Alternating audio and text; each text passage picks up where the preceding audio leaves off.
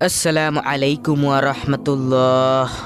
এই 10টি ছোট আমল যদি আপনি দুনিয়াতে করতে পারেন তাহলে আশা করি আল্লাহ রাব্বুল আলামিনের অশেষ রহমতে হাসরের মাঠে এই 10টি ছোট আমল আপনার মিজানের পাল্লাকে অনেক ভারী করে দিবে ইনশাআল্লাহ। প্রিয় দর্শক, এই আমলগুলো খুবই ছোট কিন্তু এর ফজিলত অনেক অনেক বেশি। কোনো ব্যক্তি যদি আল্লাহ তাআলার ফরজ বিধান পালন করার পাশাপাশি এই ছোট্ট আমলগুলো করতে পারে, মৃত্যুর সাথে সাথে সে ব্যক্তির উপর রহমত নাজিল হতে থাকবে ইনশাআল্লাহ। সুপ্রিয় দর্শক, ভিডিওটি খুবই গুরুত্বপূর্ণ, তাই ভিডিওটি না টেনে শুরু থেকে শেষ পর্যন্ত দেখার অনুরোধ করছি। মুমিন মুসলিমের জন্য 10টি আমলের গুরুত্ব অনেক বেশি, যে আমলগুলোর বিনিময়ে মহান আল্লাহ তাআলা মুমিন বান্দার আমল নামায় অগণিত সওয়াব দান করবেন। মিজানের পাল্লায় তা হবে 7 আসমান ও 7 জমিনের চেয়ে বেশি ওজন। হাদিসের একাধিক বর্ণনায় উঠে আসা চমৎকার এই 10টি আমল হলো: নম্বর 1, সকাল সন্ধ্যায় লা ইলাহা ইল্লাল্লাহ জিকির করা। রাসূল সাল্লাল্লাহু আলাইহি ওয়াসাল্লাম বলেন, যে ব্যক্তি সকাল সন্ধ্যায় লা ইলাহা ইল্লাল্লাহ জিকির করবে তার আমলনামার পাল্লা 7 আসমান ও 7 জমিনের চেয়েও ভারী হবে। আল্লাহু আকবার। তার জন্য জান্নাত হবে সুনিশ্চিত। হাদিসে এসেছে, হযরত আব্দুল্লাহ ইবনে আমর রাদিয়াল্লাহু আনহু বর্ণনা করেন, রাসূলুল্লাহ সাল্লাল্লাহু আলাইহি ওয়াসাল্লাম বলেছেন, আল্লাহর নবী নূহ আলাইহিস সালাম মৃত্যুর সময় তার ছেলেকে এ বলে ওসিয়ত করেছেন যে 2টি জিনিসের আমল করবে আর 2টি জিনিস থেকে বিরত থাকবে। আমলের আদেশ ছিল লা ইলাহা ইল্লাল্লাহ এর জিকির করা। মনে রেখো, যদি 7 আসমান ও 7 জমিন এক পাল্লায় রাখা হয় আর অপর পাল্লায় লা ইলাহা ইল্লাল্লাহ রাখা হয়, তবে লা ইলাহা ইল্লাল্লাহ এর পাল্লা ভারী হবে। যদি 7 আসমান ও 7 জমিন একটি অবিচ্ছেদ্য গোলাকার বৃত্ত হতো, তাহলে লা ইলাহা ইল্লাল্লাহ ও সুবহানাল্লাহি ওয়া বিহামদিহি সবকিছুকে চূর্ণ বিচূর্ণ করে ফেলতো। ইহা প্রতিটি জিনিসের দোয়া এবং এর মাধ্যমেই সৃষ্টি রাজি রুজি পেয়ে থাকে। আল্লাহু আকবার। আর তোমাকে নিষেধ করেছি শিরক ও অহংকার থেকে। মুসনাদে আহমদ, বুখারী শরীফ, আদাবুল মুফরাদ। হযরত আনাস রাদিয়াল্লাহু আনহু থেকে বর্ণিত, রাসূলুল্লাহ সাল্লাল্লাহু আলাইহি ওয়াসাল্লাম বলেছেন, কিয়ামতের দিন আল্লাহ তাআলা বলবেন, হে মুহাম্মদ সাল্লাল্লাহু আলাইহি ওয়াসাল্লাম, সৃষ্টির মধ্য থেকে আপনার উম্মতের এমন ব্যক্তিকে জান্নাতে প্রবেশ করান যে ব্যক্তি একদিন হলেও ইখলাসের সঙ্গে এ সাক্ষ্য দিয়েছে যে লা ইলাহা ইল্লাল্লাহ, অর্থাৎ আল্লাহ ছাড়া কোনো ইলাহ নেই, এবং সে এর উপর মৃত্যুবরণ করেছে। মুসনাদে আহমদ। 2 নম্বর আমল হচ্ছে সব সময় আলহামদুলিল্লাহ বলা। সুখের খবর কিংবা দুঃখের খবর, আনন্দের খবর কিংবা বিপদের খবর, যে কোনো সংবাদেই সব সময় আলহামদুলিল্লাহ তথা সব প্রশংসা মহান আল্লাহর জন্য বলা। আর তাতে বান্দার আমল নামার পাল্লা 7 আসমান ও 7 জমিন থেকেও ভারী হবে, আর তা হবে জান্নাত লাভের মাধ্যম। হাদিসে এসেছে, হযরত জাবির ইবনে আব্দুল্লাহ বর্ণনা করেন, রাসূলুল্লাহ সাল্লাল্লাহু আলাইহি ওয়াসাল্লাম বলেছেন, সর্বোত্তম জিকির হচ্ছে লা ইলাহা ইল্লাল্লাহ এবং সর্বোত্তম দোয়া হলো আলহামদুলিল্লাহ। তিরমিজি, ইবনে মাজাহ, নাসাই, ইবনে হিব্বান। রাসূলুল্লাহ সাল্লাল্লাহু আলাইহি ওয়াসাল্লামের কাছে এক বেদুইন এসে বললেন, হে আল্লাহর রাসূল, আমাকে কোনো একটি ভালো কাজ শিখিয়ে দিন। রাসূলুল্লাহ সাল্লাল্লাহু আলাইহি ওয়াসাল্লাম তখন তার হাত ধরে এই শব্দগুলো শিখিয়ে দিলেন। শব্দগুলো হলো এই 4টি জিকির: সুবহানাল্লাহ, আলহামদুলিল্লাহ, লা ইলাহা ইল্লাল্লাহ, আল্লাহু আকবার।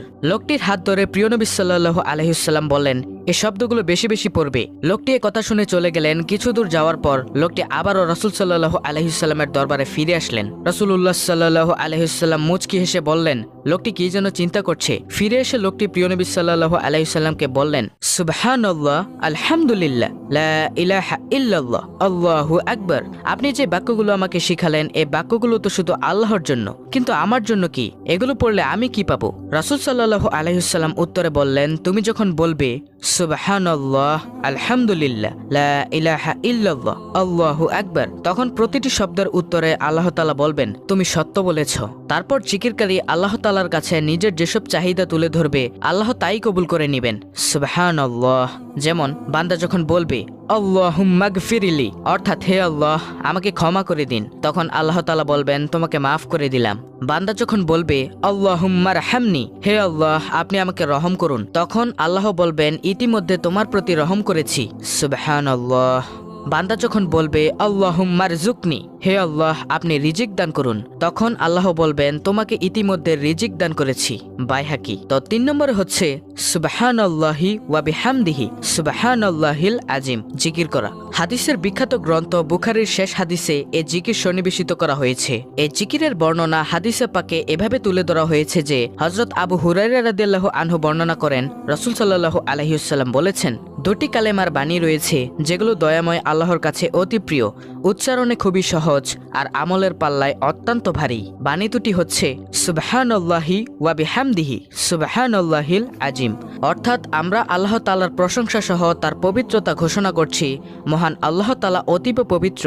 বুখারী শরীফ। 4 নম্বরে হচ্ছে সৎ চরিত্রবান হওয়া। প্রিয় নবী সাল্লাল্লাহু আলাইহি ওয়াসাল্লামের যে গুণ বর্ণনায় কোরআনুল কারীমে আল্লাহ তাআলা আয়াত নাজিল করেছেন তা হলো সৎ চরিত্র বা মহান চরিত্র, যে চরিত্রে থাকবে না গুনাহের চিন্তা। প্রিয় নবী সাল্লাল্লাহু আলাইহি ওয়াসাল্লামকে লক্ষ্য করে মহান আল্লাহ তাআলা ঘোষণা দেন, আর নিশ্চয়ই আপনি মহান চরিত্রের অধিকারী। কিয়ামতের ময়দানে এই উত্তম চরিত্রের লোকদের আমলনামা হবে 7 আসমান ও 7 জমিনের চেয়ে ভারী। এই সৎ চরিত্রের সংক্ষিপ্ত পরিচয় হলো হালাল গ্রহণ করা, হারাম বর্জন করা আর নিজ পরিবারের স্ত্রী, সন্তান, মা বাবা ও ভাই বোনদের সঙ্গে উত্তম ও উদার ব্যবহার করা। 5 নম্বরে হচ্ছে নাবালক সন্তানের মৃত্যুতে ধৈর্য ধারণ করা। অল্প বয়সে মৃত্যুবরণকারী সব শিশুই হবে মা বাবা ও আত্মীয় স্বজনের জন্য নাজাতের উসিলা, পরকালে আরাম লাভের অনুষঙ্গ এবং সুপারিশকারী, আর দুনিয়াতে হবে সুখ ও সম্পদের অধিকারী। এ কারণেই নাবালক সন্তানের মৃত্যুতে দোয়া করতে বলেছেন বিশ্বনবী সাল্লাল্লাহু আলাইহি ওয়াসাল্লাম।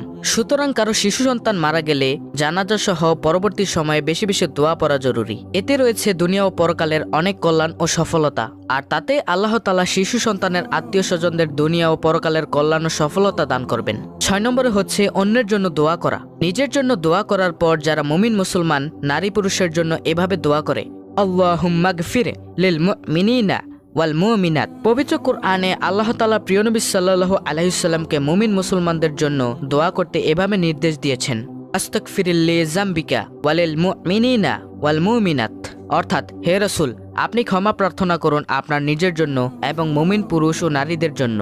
সূরা মুহাম্মদ আয়াত 19। 7 নম্বরে হচ্ছে কেউ মারা গেলে জানাজায় অংশগ্রহণ করা। জানাজায় অংশগ্রহণে রয়েছে অনেক সওয়াব ও কল্যাণ। হাদিসের বর্ণনায় উঠে এসেছে, হযরত আবু হুরায়রা রাদিয়াল্লাহু আনহু বর্ণনা করেন, নিশ্চয়ই রাসূল সাল্লাল্লাহু আলাইহি ওয়াসাল্লাম বলেছেন, যে ব্যক্তি কোনো মৃত মুসলিম ব্যক্তির জানাজায় ঈমানের সঙ্গে সওয়াবের আশায় শরীক হয় এবং জানাজা দাফন পর্যন্ত থাকে, ওই ব্যক্তি 2 কেরাত নেকি পাবে, আর প্রতি কেরাত হচ্ছে উহুদ পাহাড়ের সমান। আর যে জানাজা পরে দাফনের আগে ফিরে যাবে সে 1 কেরাত নেকি নিয়ে বাড়ি ফিরবে। বুখারী ও মুসলিম শরীফ। 8 নম্বরে হচ্ছে দান সদকা করা। তা একটা খেজুর কিংবা একটা খেজুর গাছ হলেও। হাদিসে এসেছে রাসূল সাল্লাল্লাহু আলাইহি ওয়াসাল্লাম বলেছেন, খেজুরের একটি অংশ দান করে হলেও তোমরা জাহান্নামের আগুন থেকে বেঁচে থাকার চেষ্টা করো। বুখারী ও মুসলিম। 9 নম্বরে হচ্ছে রাগ না করা। দুনিয়ার স্বার্থের ঊর্ধ্বে উঠে নিজেদের রাগ থেকে বিরত থাকা।